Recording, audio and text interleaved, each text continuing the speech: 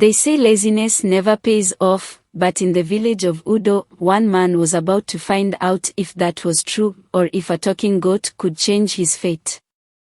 But first, let's meet Mazi, the laziest man to ever run away from a day's work. In the bustling village of Udo, everyone knew Mazi. And what did they know him for? His laziness. Mazi was the kind of man who would lie under a tree, watching the clouds drift by, while others sweated under the sun, working in their farms. He wasn't a bad person, just someone who would rather sleep all day than lift finger. His wife, Adama, was a hard-working woman who loved Mazi despite his lack of motivation. Every morning she would wake up early to fetch water, cook, clean, and tend to the farm, while Mazi snored away in one of his favorite spots. One day, "My husband," she would say, shaking her head. "Your laziness will catch up with you." But Mazi would just roll over and say, "Haba, my lovely angel. Why stress yourself with work all the time? Life is too short for all this hard work, try and rest sometimes, so you can be fat like me."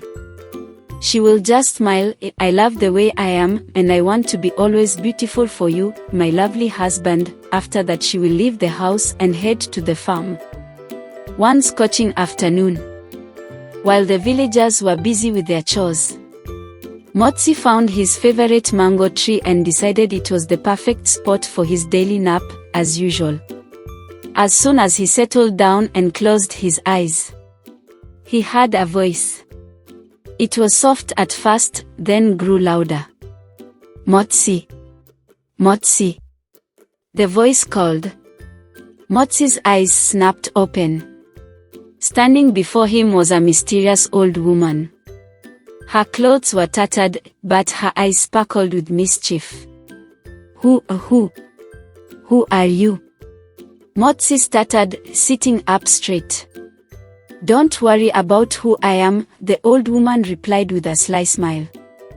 "I've been watching you, Mazi, and I know how much you hate work." Mazi's eyes widened. "Finally, someone who understands me very well," he thought. The old woman continued. "I have a proposition for you. If you can complete a simple task, I will give you a goat that can talk and do all your chores. You'll never have to work again." Mazi was overjoyed. He asked, "A talking goat that can do all my work? This is a dream come true," he exclaimed. But the old woman added, raising a finger. "There's a catch. You must carry this bag of yams from one end of the village to the other. Only then will you get the goat." Mazi eyed the bag. It didn't look too heavy. "Piece of cake," he thought. He picked up the bag with confidence, but as soon as he lifted it, it felt like he was carrying a bag full of rocks. His knees buckled, and his back strained under the weight. "Oh no!" he shouted. "This bag is so heavy." Mazi groaned. But he couldn't back out now. The thought of a goat doing all his work pushed him to start the journey. As he stumbled through the village, the villagers couldn't believe their eyes. Lazy Mazi was actually working. They gathered around, whispering and pointing. Some even cheered him on. "Come on, Mazi. You can do it," they teased him. Mazi, sweating profusely, was not amused. "This isn't funny," he panted.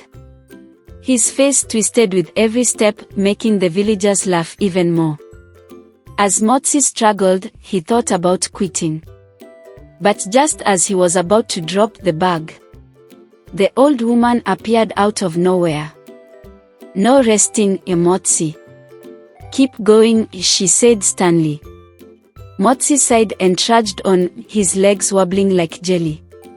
Halfway through, he decided to take a shortcut through the market. But the narrow path was crowded with people, chickens, and goats. Mazi tripped over a chicken, sending him and the bag of yams tumbling to the ground. Yams rolled everywhere, and Mazi landed in a muddy puddle. The market women burst into laughter. "Mazi, are you wrestling with yams now?" one of them joked. Embarrassed but determined, Mazi gathered the yams, wiped the mud off his face, and continued his journey. Finally, after what felt like hours, he reached the end of the village. He dropped the bag at the old woman's feet and collapsed on the ground, completely exhausted. "I did it," he gasped, barely able to speak. The old woman nodded, impressed by his perseverance. "Well done, Mazi. As promised, here is your talking goat." Mazi, eager to finally relax, took the goat home and commanded, "Goat, fetch me some water from the stream." But the goat just sat down, looked Mazi straight in the eye, and said, "Why fetch water when I can tell stories instead?" Mazi's jaw dropped. "What? But you're supposed to do my chores." The goat smirked and began talking loudly. And the village was amazed by the talking goat, and they listened to him. The goat told the villagers all about Mazi's struggle with the bag of yams, how he tripped over the chicken, and how he landed in the mud. The villagers were in stitches, laughing so hard they had tears in their eyes. As the days went by, the goat became the star of the village. People from far and wide came to hear its stories. The goat would sit on a stool, surrounded by an eager audience, and recount Mazi's hilarious misadventures in great detail. "Did you hear the one about how Mazi tried to sleep under the market stall?" the goat would say, and the crowd would burst into laughter. Mazi, on the other hand, was baffled. His plan to avoid work had backfired spectacularly. Instead of resting, he became the village's biggest joke. But surprisingly, he didn't mind. People brought him food and gifts just to hear the goat's next tale. Even his wife couldn't stay mad at him again. One day, as Mazi and the goat sat together, the goat said, "You know, Mazi, you're not so bad. You may be lazy, but at least you've made everyone smile." Mazi chuckled, "Well, I guess I'm not just lazy, I'm famous." And so, Mazi and his talking goat lived happily in the village of Udo. Mazi might not have escaped his laziness, but he found a way to enjoy life without lifting a finger, thanks to a clever goat with a big mouth.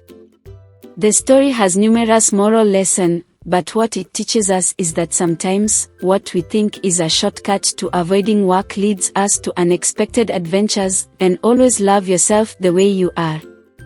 Please don't forget to subscribe, like, comment. Thanks for watching.